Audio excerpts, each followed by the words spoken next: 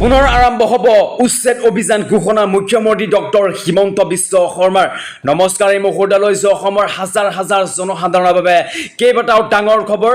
যিসকল ব্যক্তিয়ে চৰকাৰী মাটি দখল কৰি আছে তেওঁলোকৰ বাবে অসমৰ মুখ্যমন্ত্ৰী ডক্টৰ হিমন্ত বিশ্ব শৰ্মাই কেবিনেটত এক বৃহৎ সিদ্ধান্ত গ্ৰহণ কৰিছে আৰু সিদ্ধান্ত গ্ৰহণ কৰি কৈছে যিসকল ব্যক্তিয়ে চৰকাৰী মাটি দখল কৰি আছে তেওঁলোকক পুনৰ উচ্ছেদ কৰা হ'ব।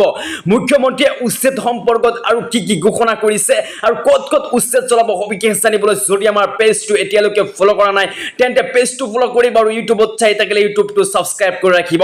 নমস্কাৰ, ইয়াত কৈছে পুনৰ আৰম্ভ হ'ব উচ্ছেদ অভিযান ঘোষণা মুখ্যমন্ত্ৰী ডক্টৰ হিমন্ত বিশ্ব শৰ্মাৰ।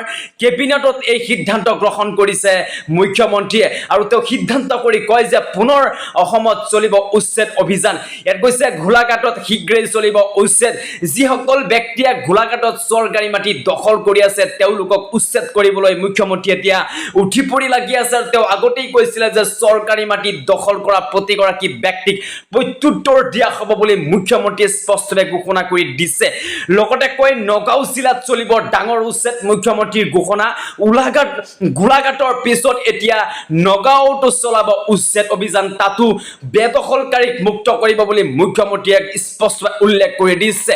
কেবিনেটত মুখ্যমন্ত্ৰী হিমন্ত বিশ্ব শৰ্মাৰ সিদ্ধান্ত আৰু এই সিদ্ধান্তত কয় যে গোলাঘাট আৰু নগাঁৱৰ বিভিন্ন প্ৰান্তত যিসকল ব্যক্তিয়ে চৰকাৰী মাটি দখল কৰি আছে তেওঁলোকক উচ্ছেদ কৰিব লাগিব। এতিয়া সময় আছে যিসকল ব্যক্তিয়ে চৰকাৰী মাটি দখল কৰি আছে তেওঁলোকে যাবলৈ অনুৰোধ কৰিছে মুখ্যমন্ত্ৰী ডক্টৰ হিমন্ত বিশ্ব শৰ্মাই। আৰু কঠোৰ হৈছে অসমৰ প্ৰশাসন আৰক্ষী, কাৰণ মুখ্যমন্ত্ৰীয়ে কেবিনেটত যে সিদ্ধান্ত দিছে আৰু সেই সিদ্ধান্ত এতিয়া আৰক্ষীয়ে কঠোৰভাৱে পালন কৰিব বুলি মুখ্যমন্ত্ৰী ডক্টৰ হিমন্ত বিশ্ব শৰ্মাই স্পষ্টভাৱে উল্লেখ কৰি দিছে। মুখ্যমন্ত্ৰীয়ে আগতেই কৈছিলে নিৰ্বাচনৰ সময়ত যিসকল ব্যক্তিয়ে চৰকাৰী মাটি দখল কৰি আছিলে তেওঁলোকক উচ্ছেদ কৰা হ'ব আৰু উচ্ছেদ কৰিয়েই আমি অসমখনত বাংলাদেশী মুক্ত কৰিব বুলি মুখ্যমন্ত্ৰী ডক্টৰ হিমন্ত বিশ্ব শৰ্মাই ঘোষণা কৰি দিছে। যিসকল ব্যক্তিয়ে চৰকাৰী মাটিত বসবাস কৰি আছে এতিয়া সময় আছে তেওঁলোকে যাতে নিজৰ ঘৰ দুৱাৰ ভাঙি গুচি যাবলৈ বাধ্য হয় আৰু বাংলাদেশী মুক্ত হ'ব বুলি অসমৰ মুখ্যমন্ত্ৰী ডক্টৰ হিমন্ত বিশ্ব শৰ্মাই এই কথা স্পষ্টভাৱে উল্লেখ কৰি দিছে।